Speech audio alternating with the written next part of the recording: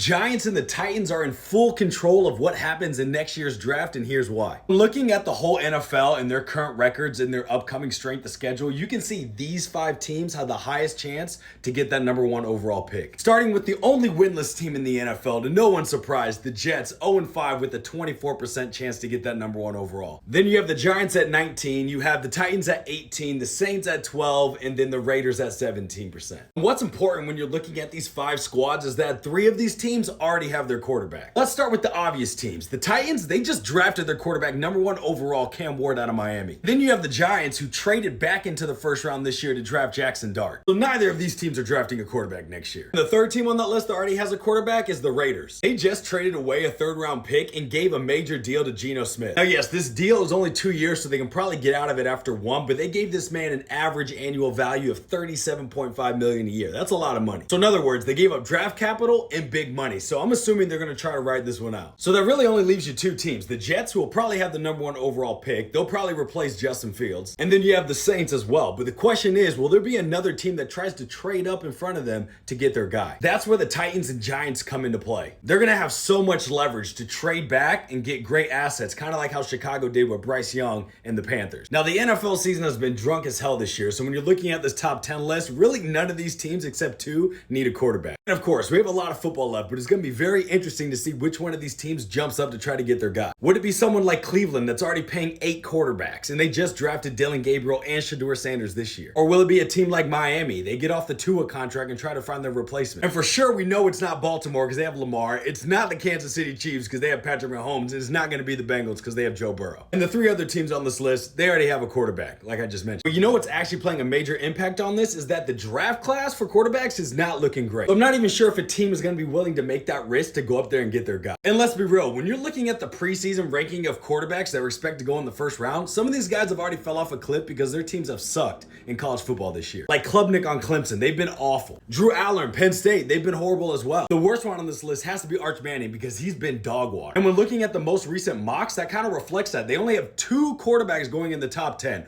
Mendoza out of IU and Sellers from South Carolina. So it's going to be very interesting to see how this plays out. If more college quarterbacks start to play better and you start to see some more rise into the first round, then Titans and Giants fans are going to be ecstatic as hell. Because that means they're now going to have leverage to hopefully get a good haul for some desperate team to go up there and get their guy. But let me know what you think. What team out there is willing to make that trade to go ahead and jump into the top 10 to get their quarterback? Also, what quarterback would that be for? Who's your favorite on the list?